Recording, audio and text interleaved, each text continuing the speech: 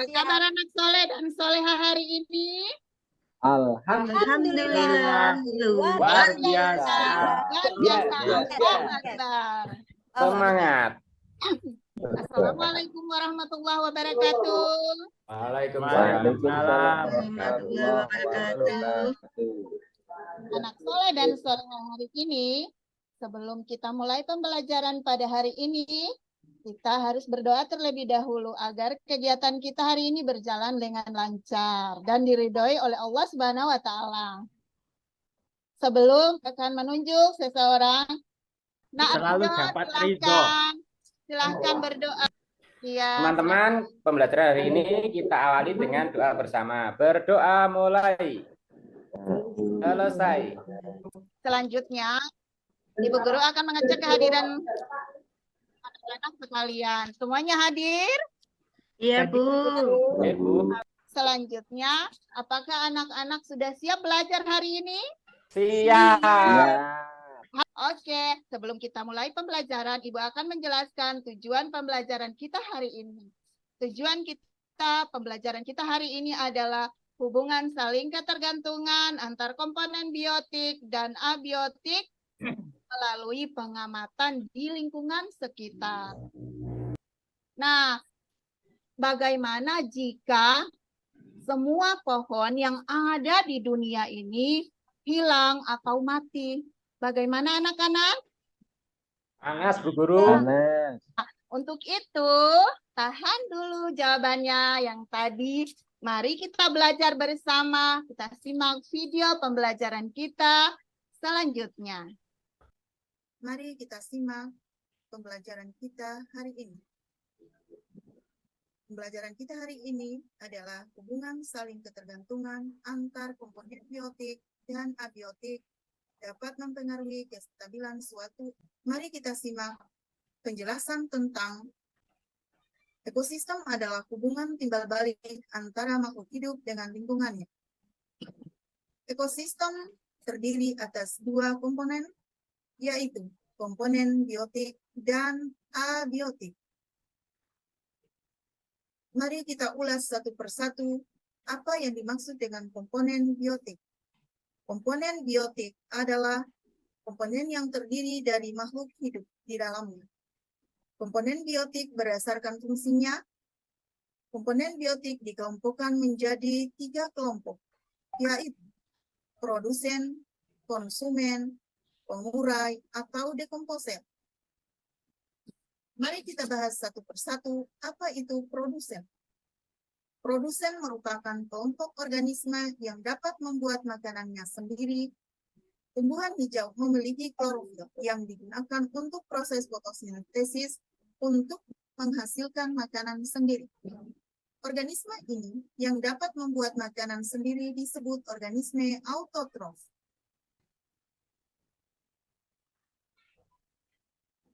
Yang kedua, konsumen. Konsumen di sini terdiri dari manusia dan hewan, termasuk dalam golongan konsumen karena keduanya tidak bisa membuat makanan sendiri.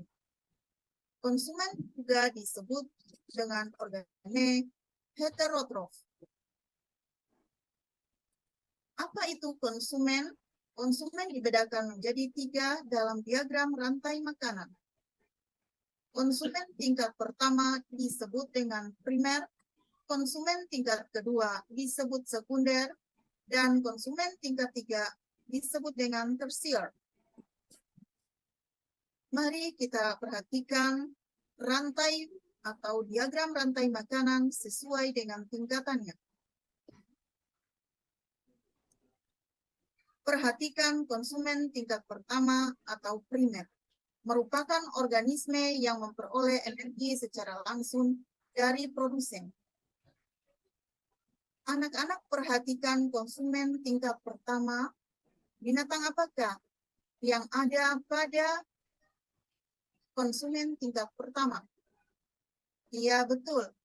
Di antaranya tikus dan belalang. Oke, selanjutnya konsumen tingkat kedua.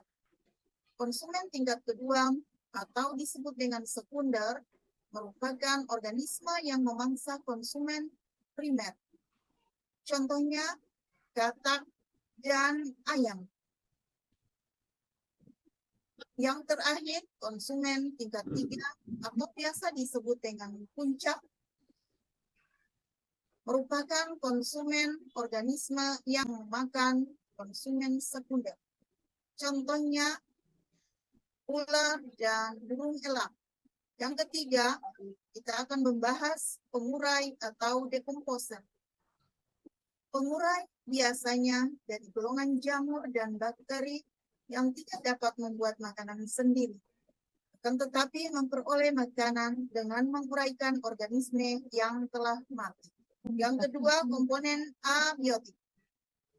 Komponen abiotik merupakan kumpulan makhluk tak hidup. Beberapa unsur yang mempengaruhi komponen abiotik adalah tanah, air, udara, cahaya matahari, iklim, dan suhu. Komponen abiotik dapat mempengaruhi komponen biotik. Anak sudah memperhatikan dengan jelas video yang tadi ditampilkan oleh Ibu Guru?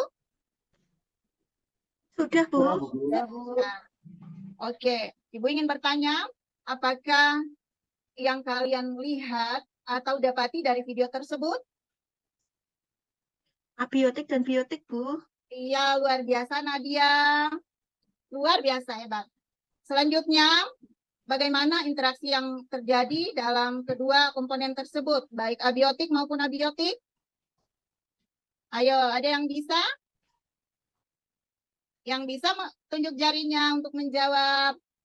Saling berhubungan nih, Bu. Oh, saling ketergantungannya. Ada yang lain lagi untuk melengkapi jawabannya?